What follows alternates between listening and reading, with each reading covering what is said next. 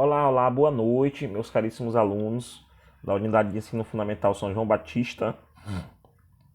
Prazer, professor Rick Dark, professor da disciplina de Filosofia. Sejam todos bem-vindos ao ano letivo de 2021. Bem-vindos ao estudo da filosofia. Vamos lá para a nossa aulinha de hoje. Bem-vindo à filosofia. O termo filosofia, criado pelo filósofo e matemático Pitágoras, vem de Sofia, que significa verdadeira sabedoria, exclusivamente dos deuses, né? Para os seres humanos restava admirar, desejar esse conhecimento, ou seja, esse Sofia como é que se diz? Era algo que só os deuses, né, detinham, né? No caso, a pessoa que tinha a sabedoria era considerado como Deus. Os humanos normais só restavam admirar, né, e concordar com eles. No caso, eles tinham essa concepção de que o conhecimento, a sabedoria, era algo restrito. Sofos, né, sábio como os deuses. Então, filósofo significa amante da sabedoria. Mas o que é filosofia? Não trata de um conjunto de saberes acabados e ideias únicas. Ao buscarem respostas para uma determinada questão, muitos filósofos têm percepções distintas, discordando entre si. Ou seja, a filosofia, meus caros, ela não é você saber ter o conhecimento, mas sim você buscar o conhecimento, você instigar, você questionar. E é natural que na busca por esse conhecimento, por essa sabedoria, haja discordância e haja contrapontos, né? Que geralmente geram debates, discussões, num sentido positivo. Há sempre novas questões surgindo devido aos problemas que surgem com relação ao tempo histórico e ao momento político vigente. No caso, ela é dinâmica, né? No caso, não tem um conhecimento, o que hoje pode ser dado como certo, amanhã já não pode ser, né? O que hoje pode ser bom, amanhã pode ser ruim e vice-versa. Então, a filosofia é algo bem dinâmico, ela vai sofrendo essa mutação ao longo dos tempos. O que diferencia filosofia de outros saberes? Como as ciências naturais estudam o ser humano?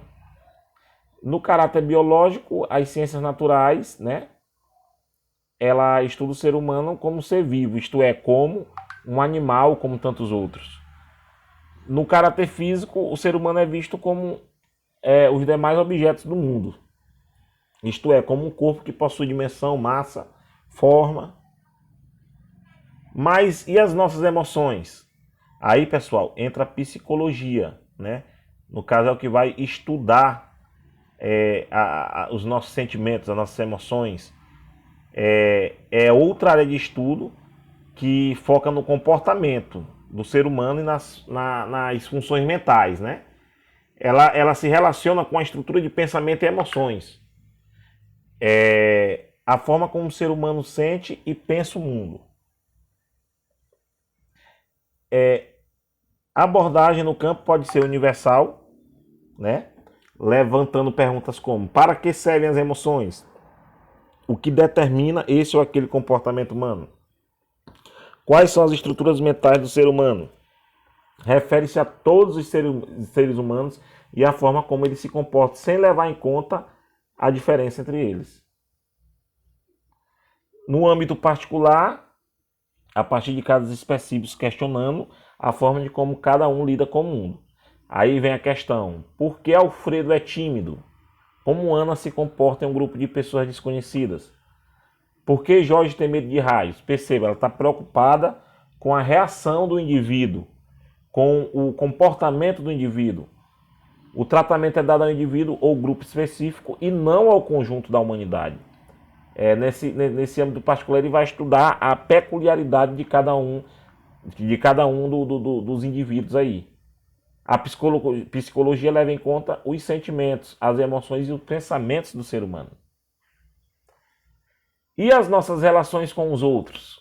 Aí entra as ciências sociais, pessoal, que é aquela ciência que estuda a sociedade como um todo, né? Os costumes, tem um pouco a ver com a arte, né? Cultura, está relacionado a essa questão, né? Nessa área, pesquisa o estudo para um grupo, uma sociedade, relações internas, externas, como as estruturas se organizam em determinados seres humanos de uma cultura. Aí vem a relação que essa cultura estabelece com outra, né? Então, é a ciência que estuda a sociedade, o comportamento social, como o ser humano se comporta perante outros seres humanos. As ciências sociais possuem diversas abordagens para tratar de um mesmo problema. Do ponto de vista das relações de poder e das leis, a análise se dá no campo da ciência política. Pelo viés das organizações sociais, há uma pesquisa sociológica. E no aspecto cultural das crenças, dos hábitos e dos produtos sociais, chega aí o campo da antropologia, que é o que estuda o homem. No caso, o homem como a sua crença, como sua tradição. Mas, e aí vocês estão me perguntando, professor, e a filosofia? Bom, as perguntas da filosofia são de caráter global, né?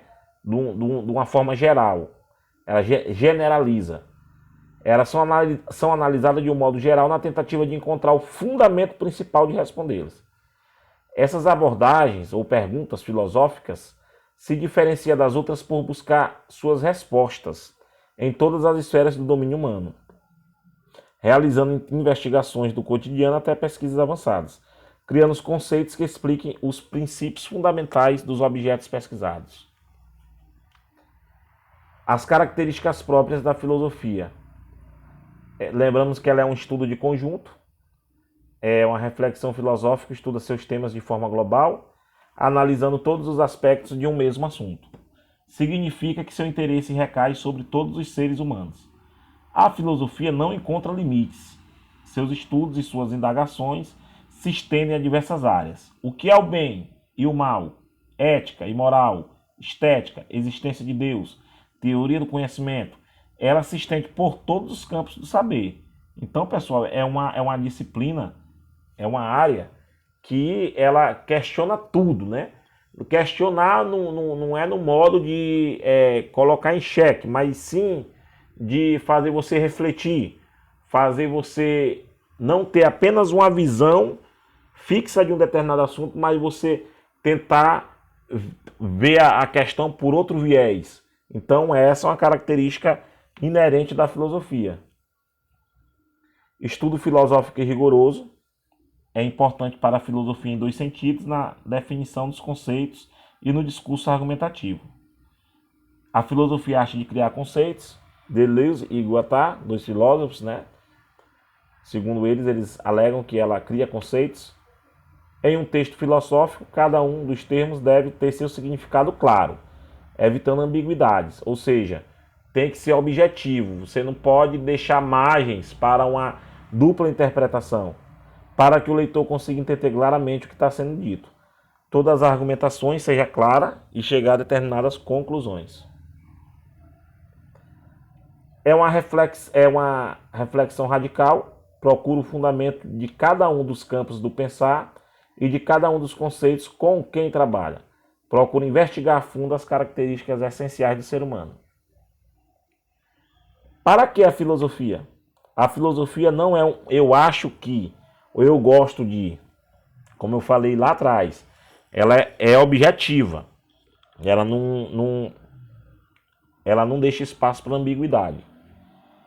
No primeiro ato, o que é, como é, por que é, são perguntas sobre a essência, a significação ou a estrutura e a origem de todas as coisas.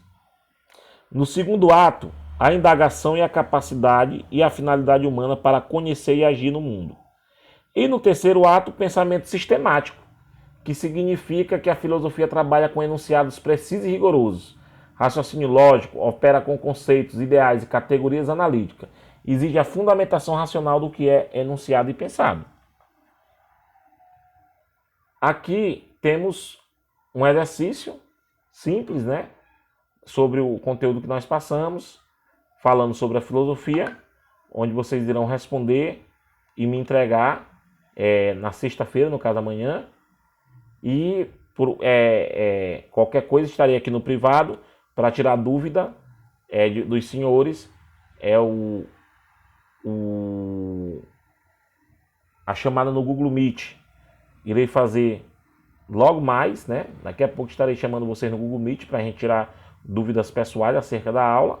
E no mais é só. Qualquer coisa, chamem aqui o professor no privado, que estamos à disposição. Boa noite.